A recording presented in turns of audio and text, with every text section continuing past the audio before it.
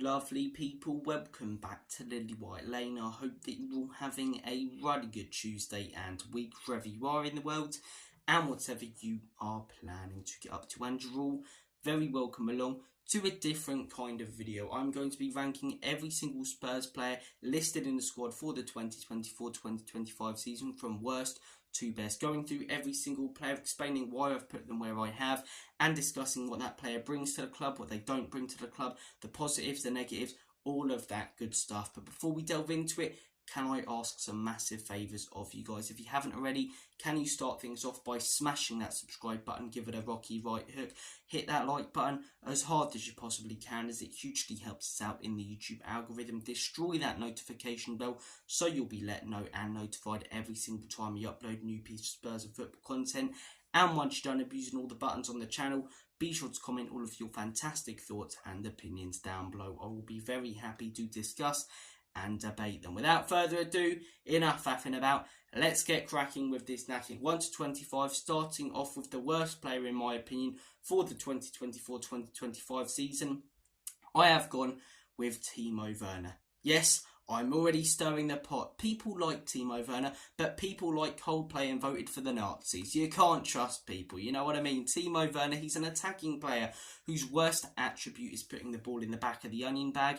His stats are averaged against bottom half of the table teams. They're non-existent against top sides. He brings nothing to the club. He's not going to improve. End of. There are players on this list, as I say, who've been really poor for Spurs over the last few years, or even for other clubs, but I can see potential. I can see them potentially turning their careers around. I can see us making some money off them. I can see something. Timo Werner is just blank in it. He's such a bang average player, to quote Alex the HFC Mr. Box Office himself. I don't see him bringing anything to the club. As I say, he's an attacking player whose worst attribute is scoring. A lot of the time when he takes on his man, he loses the ball. Occasionally he'll beat him and put in a crap ball. You know, there's a very low percentage chance he beats his man and puts in a good ball across goal. He just brings nothing to the club. He really brings nothing to the club. He done okay last season in a few games, but he didn't have a standout game where he made a huge impact. He scored a couple of goals. They were tap-ins. Timo Werner, he brings nothing to the football club. Again, I will reiterate this. He's an attacking player. He's a professional footballer who plays up front, whose worst attribute is scoring. To put it very simply, your job as an attacker in football is to score. Timo Werner's worst attribute is shooting and scoring. I don't care what else he does. And it's not like his stats against the bottom half of the table teams are fantastic either. They're average. The only goals and assists he gets, you know, against the bottom half of the table sides, against the Liverpools, the Man Cities, the Newcastles, the Villas, when he gets the game time, he's non-existent in those games. He ghosts. So, Timo Werner, I have put him 25th. The next few players I'm not going to discuss as much. Fraser Forster in 24th, hasn't really got a lot of game time for Spurs. I mean, he got involved in that penalty shootout last season against Fulham, and when he's going down diving for the penalties, he falls down like an absolute tree trunk. So, Fraser Forster I have gone with in 24th. He's not going to get the game time, and God forbid Vicario gets injured. We are in big trouble. So, Fraser Forster I have put 24th. 23rd, Sergio Reguilon. He's had time at Spurs, as I say. He's had good moments, good games, but he's never consistently proven himself. I can see us making some good money off Reguilon, though. I don't think he's been terrible for Spurs. And as I say, he has had some real standout games, which you can't say for Fraser Forster or Timo Werner. So that is why he is above them. But there are many players in our squad, listed in our squad for this season on the Premier League app, that are better. So Sergio Reguilon in 23rd. 22nd, I have gone with Lancashire, a player with a lot of potential. I really like him. He's young, exciting. I prefer him to Dade Scarlett, but the only reason he's really down here is because we haven't really seen a lot of him. A few good pre-season games, nothing really for the first team. When he gets involved, scores a couple of goals, which I'm sure he will when he comes back from injury. It'll be a lot higher on this list if we decide to do it again next season. But because we haven't really seen a lot of him for no other real reason, Lancashire I have gone with in 22nd. And that's the same for Mikey Moore in 21st. I think Mikey Moore is a potential generational talent. Now, I know that term gets bandied around a lot now in football, but I really believe it with Mikey Moore. But again, can't really judge him because we haven't really seen him for Spurs or for any club professionally. But pre-season games, things like that, he's looked fantastic. So Mikey Moore in 21st. 20th, Johnson. He's a player like Marmite. A lot of people like Johnson, but similar to Werner, he does score more, he does assist more, but they're against the bottom half of the table teams. You know, Crystal Palace's last season, your Brentfords, your Southamptons. You know, these are the sort of teams, these are the sort of clubs that he will stat pad against. And it's not like he's starting these games and playing brilliantly. I can't think of one game that Brennan Johnson has started and made a huge impact and put in a great performance in. The only time he makes an impact and puts in a good performance is when he comes on with 20 minutes left against low block teams that are knackered from defending us, that don't have the quality at the back, and he gets an assist or a goal. Whenever he starts against these bottom half of the table teams, he can't cut it when these players are fit for 70 to 80 minutes, instead of him just coming on for the last 20 minutes and using his pace to his advantage. And against the top teams, whether he starts, whether he's being brought on, he's completely non-existent. He did alright against Newcastle, but again, he's done alright against a few. He's been an absolute pile of pygmy hippo shite against others. So Brennan Johnson, I do think there is potential there with Brennan Johnson, but I don't think he's a great player whatsoever. I think it's a lack of ambition spent. I nearly said to spunk, but yeah, to be honest, to spunk £50 million on him. I think it's a complete waste. I really do. Some of these younger players that we've brought in, I'll give them more time. Brennan Johnson, I've seen him for a season. I don't see him really improving. But he is above Werner because he does score more. He does assist more against the bottom half of the table teams. He does help us out get points. But it's only against the bottom teams. He doesn't do it against the top teams. And he doesn't even do it against the bottom teams when he's not brought on with 20 minutes to go, when he's got full energy and their entire team's on 1 HP. So Brennan Johnson, I have gone with in 20. It's getting dark now, isn't it? I just realised I'm looking around, it's getting dark and grotty here in England. But anyways, I digress. 19th, I have gone with Jed Spence, a player who I thought his Spurs career was over a couple of seasons ago. Real attitude problems by the sounds of it. Conte didn't want him. The club still brought him in after his fantastic spell at Nottingham Forest, especially that season before he moved. Went to Leeds last season, didn't pull up any trees. Talks about, problems with attitudes, but he's come in. He looks like his attitude is sorted out for the most part. He had a really good pre-season. Again, I can't judge pre-season that much because I've put more in Lancashire on it, but I do know that the potential's there with Jed Spence, and if he can, as I say, consistently produce, I think he can be a decent backup right back. So Jed Spence, I have gone with in 19th. 18th, I have gone with Lucas Bergvall. Similar to Mikey Moore, similar to Lancashire. Those two coming through the academy, Bergvall not, so that's why I've put him above. He has, proved himself in professional football, but the reason he's not higher is he's only really done it in the Swedish League. He's made a couple of cameos in the Premier League. He's looked good so far. Pre-season, he looked fantastic. So again, I will judge in the future. Lucas Bergvall in 18th. 17th, Wilson Odobert, above the others because he had a smashing season in the Premier League last year for a club that were fighting relegation. But again, when he joins a bigger club, will he stat pad like he did there? Will he look like the fantastic player he was there? I'm not sure. Good first game against Everton.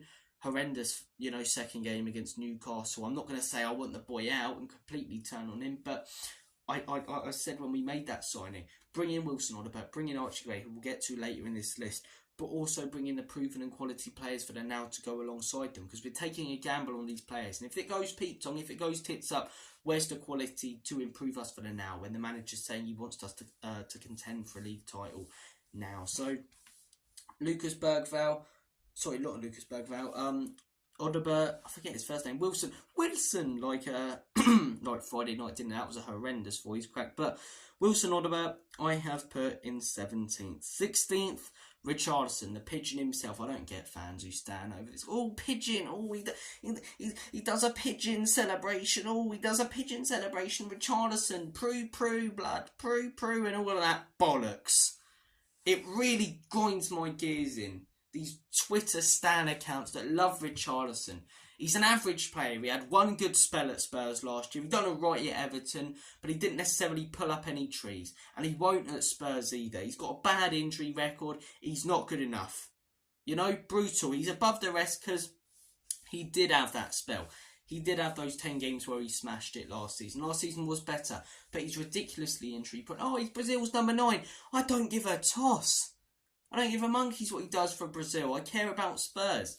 And Spurs, he's constantly injured, off form.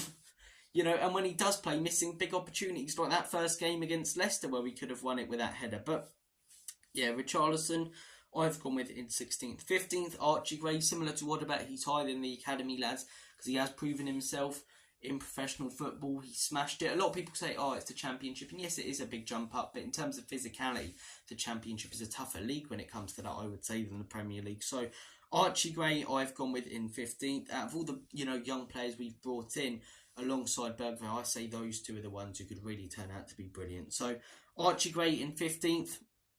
14th, Ben Davies. I see Ben Davies getting a lot of criticism, and I don't get why.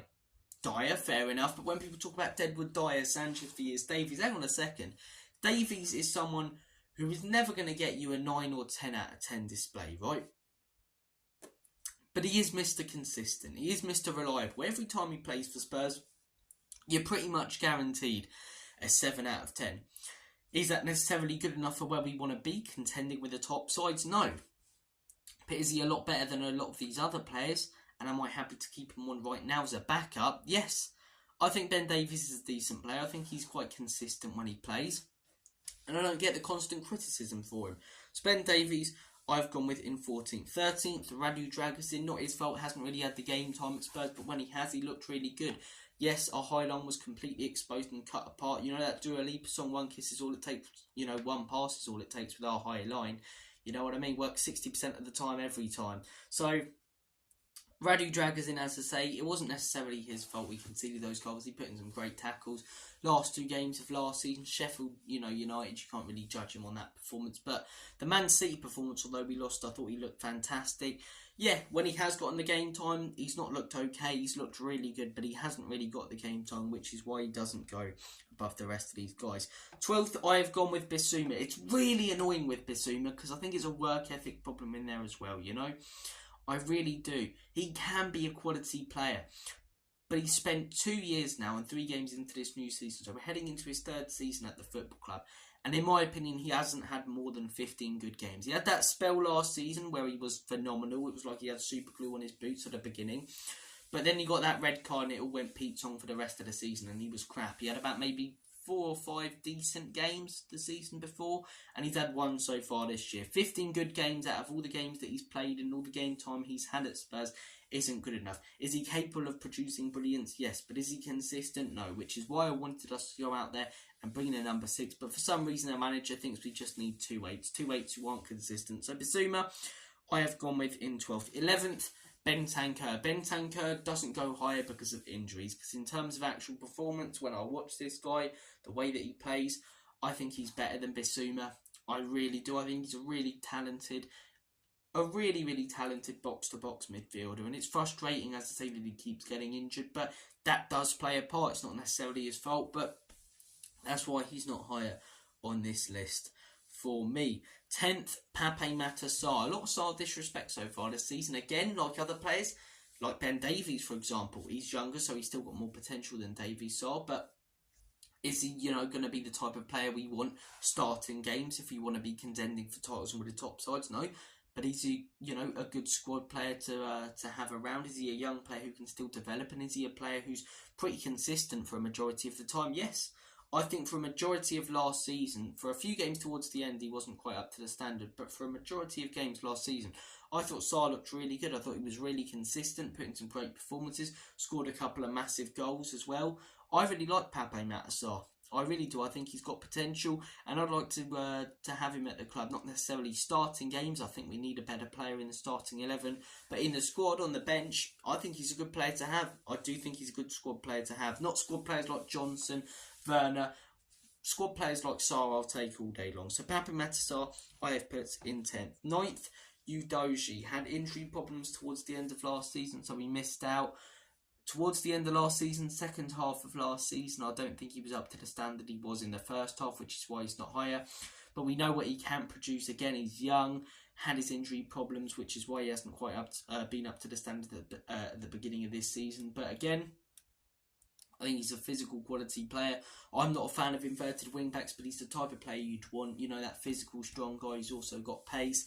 I think he's a really talented player. Udogie does step up in big games. So, Destiny Udogie, I have put 9th. 8th, Dominic Solanke. The only reason he's not higher is because he hasn't produced for Spurs.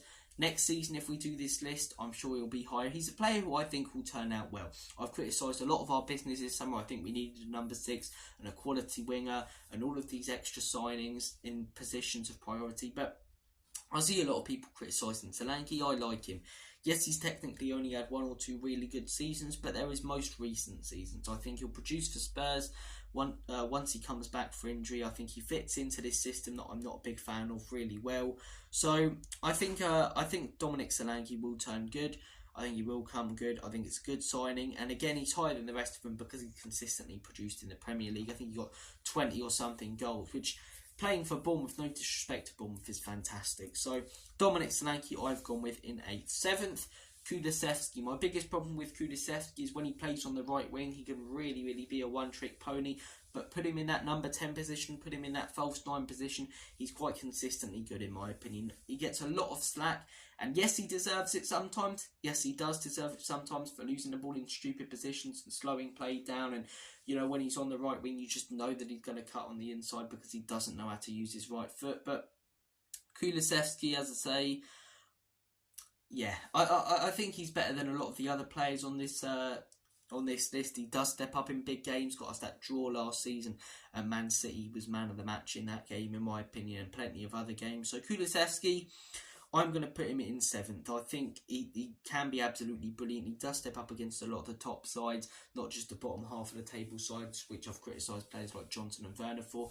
But he is a bit of a one-trick pony, and sometimes, as I say, his lack of pace and other ability can let him down. But his strength, driving through the midfield, stuff like that, Kudlu's fantastic at. So Kulusevski, I have put in 7th. 6th, James Maddison. James Maddison for half of last season was absolutely phenomenal, but it feels like that Chelsea game just turned our season upside down, and it turned his upside down. He came back from injury, had a few good games, but that was really it. He never got back to the same standards. He started this season fairly well, in my opinion. I thought against Leicester he looked really good. Everton he looked really good, and he was definitely not the worst player on the pitch against Newcastle. I just think he needs that goal, you know, to really get his form back. But yeah, James Maddison, we know what he can produce. He's not had 1 or 2 good seasons in the Prem. He's had now like 3 or 4, potentially more. So James Maddison I really like. Do I think, as I say, we maybe could do with better players if we want to contend with the top teams? Yes, but I like James Maddison, I do. He's got to get that form back though. Sometimes, as I say, he takes too many touches, but yeah, he's above the rest of them, in my opinion. So 6th, James Maddison. 5th, I have gone with Guglielmo Vicario. Negatives when it comes to Vicario, the man turns into a Flappy Bird when the ball gets put into the box. Set pieces, is it his only real weakness that comes to mind? Yeah, he's good at everything else pretty much. Positives, his distribution, fantastic. His shot stopping, great. But set pieces are such a huge part. And even though we didn't deserve to get top 4 at the end of last season, and I don't think top 4 would have really meant anything, I'm more glad we're in the Europa League because it's a competition we have more of a chance of winning. But as I say, we would have finished higher. We maybe, you know, get 12 more points or something last season if it wasn't for games that he cost us with his Flappy Bird, you know, mistakes and stuff. He's got to stop flapping at the ball. He's got to command his box. Although they drew on Saturday, Raya, you watch him against Brighton, commands the box. Alisson for Liverpool commands the box. You don't see Vicario do that. You don't see him directing players exactly where to be when the opposition's got a corner. You don't see him coming out and, you know, jumping up and claiming the ball and going down on it. He flaps, he punches it away. Lloris wasn't great here either, but Vicario, as I say, he's got to sort that out. In terms of shot stopping, distribution, he's a quality goalkeeper and a quality signing. Number 4, I have gone with Pedro Porro. Still parts of his defensive game that he needs to improve. I think it's hard, though, to be honest, to be very critical of our defenders because they don't necessarily do anything wrong when we go on to concede 2 or 3 goals. It's more the system that we play, and we don't have the quality to outscore the opposition up top. I think going forward, Porro is one of our best players. He is genuinely one of our best players. He's got one hell of a strike on him, capable of scoring absolute bangers. You know, puts great balls into the box, a good crosser of the ball. Defensively as well, he's not unbelievable, but he's not terrible. And again, I'm not a fan of this system. I'm not a fan of inverted wing backs, but he plays that role really, really well as a right wing back coming into midfield. Scores a lot of goals, gets into a lot of good positions, almost makes runs like a striker at times. So Pedro Porro, I'm a big fan of. He's improved himself, first season at the club wasn't fantastic. Last season, really, really good. So Pedro Porro, I have gone with in fourth. Third, nice one, Sonny. Nice one, son. Look, obviously Harry Kane was at the club, but years and years and years and years consistently, I would have put Heung-min Son first or second with Harry Kane. I would have consistently brilliant, capable of scoring unbelievable goals, and it seems like that flair's just gone from his game. And I think it's down to two reasons. One, let's stop being sentimental. He's not the player that he was. Heung-min Son's not capable of doing unbelievable things anymore. Partly down to him, partly due to something else, which I'll get to in a second. But he's lost that pizzazz about him. He's lost that, real bit of needle in his game. He's not a leader, in my opinion. And as I say, he was an unbelievable player. Right now, he's a decent player. He's a good player. He's better than a lot of these other players. He can do a quality job on the left wing. But he's not the star, in my opinion, that he was. And we've got to stop being sentimental, and if a good bid comes in, take it and move on. We won't, because he brings that Korean fan base, that Asian market, as I say, which brings the club so much money. But as I say, he's a club legend. He's been fantastic for us, consistently brilliant. But last few years, he's not looked the player that he was. And obviously there have been, part of reasons for that. That doesn't make sense. There have been reasons for that. There have been things, not excuses, but things that have affected him. A couple of seasons ago he had that injury that he didn't tell anyone about. Obviously the stuff recently about his dad has come out. I don't want to discuss that on YouTube. It's a personal matter. If you want to look it up. But yeah, Heung-min Son, as I say, in my opinion, we've got to stop being sentimental. He wasn't the player that he was. Partly down to him, partly down to ageing, but also, in my opinion, partly down to Ange's system. Right? I see the positives in Ange's system. I see the positives with Ange. But the way that we play, and this isn't necessarily an Ange thing, actually, to be fair. It is partly on Ange because he's the one employing these tactics for Spurs. But it's the way football's going. Football seems so systematic now. And one of the main reasons I love football is individualism. Players taking it upon themselves to score unbelievable goals, to do unbelievable things. The amount of tap-ins you see right now in football and systematic goals that people call beautiful, I don't see it.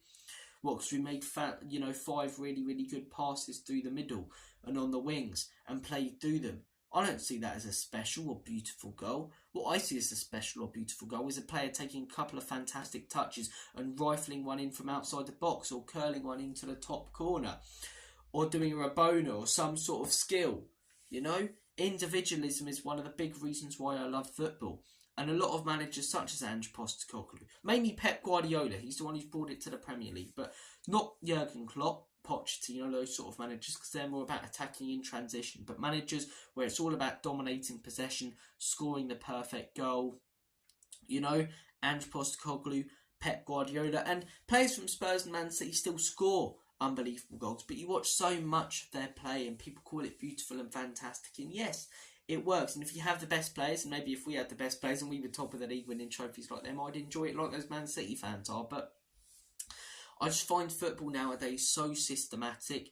There's a real lack of individualism, and that is due to high line, high pressing, sort of inverted fullbacks and football that's so based on domination of the ball.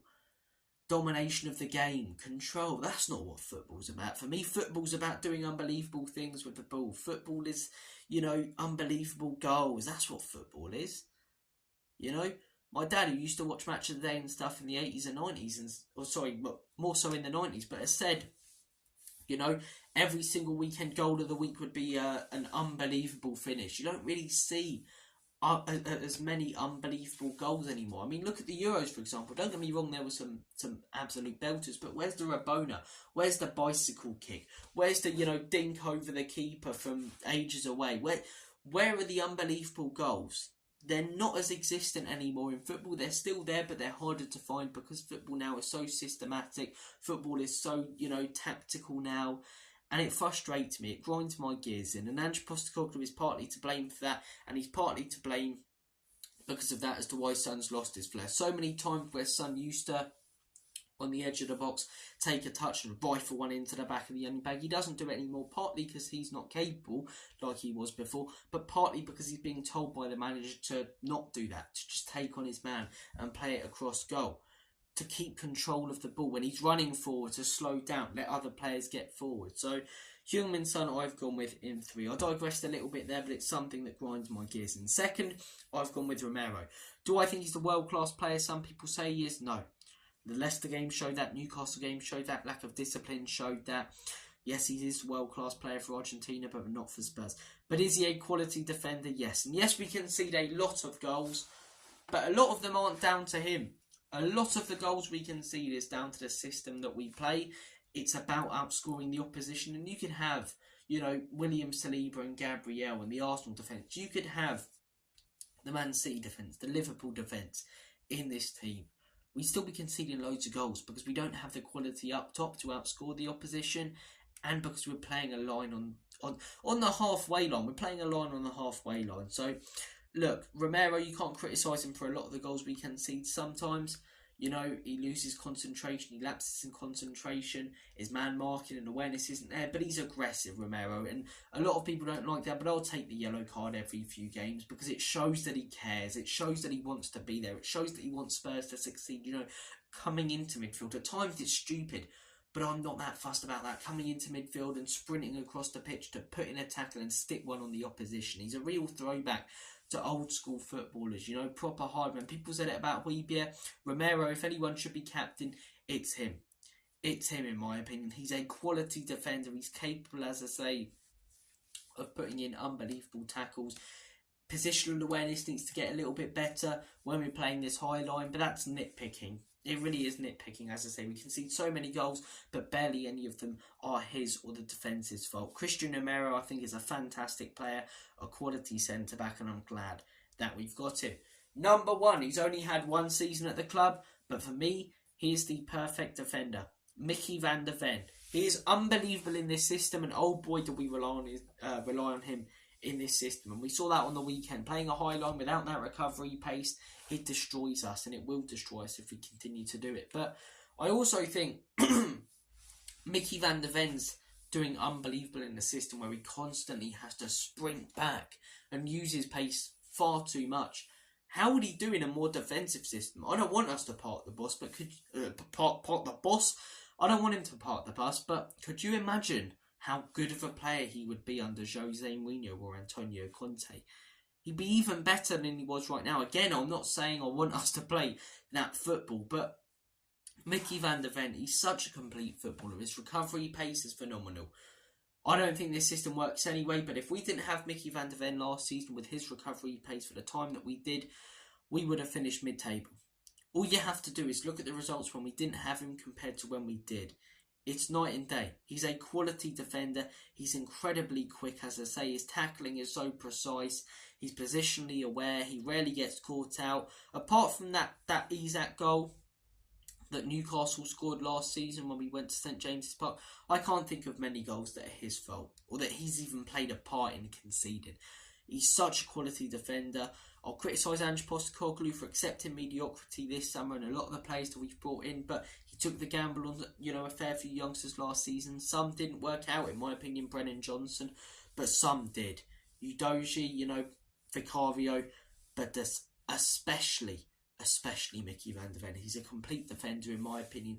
He is world class, and he'd be getting more praise, the praise he deserves if he was playing for a team that had better players up top that got better results because of it, because he is unbelievable. And he's let down by the stupid system that we play defensively at times. Going forward, the system works brilliantly, but there's a lack of consideration for the defenders. And I'd be fuming if I was a Romero or Mickey van der Ven for the lack of care for the defenders in this team and the way that we play. Because Mickey van der Ven, recovery pace is there, positional awareness is there, capable of scoring bangers as well, like he did against Forest last season, and Burnley. Can sprint up the pitch, use his pace, physicality. We saw that against Everton. We saw it last season a few times as well. So he's just a quality player. He really, really is a quality player, and I'm so glad to have him at Tottenham Hotspur. But look, guys, comment your thoughts and opinions down below on the list. Do you agree with what I've chosen? Do you disagree? All of that good stuff. be sure to comment it down below. Take care of yourselves. It's been a bit of a longer one. I've rambled on.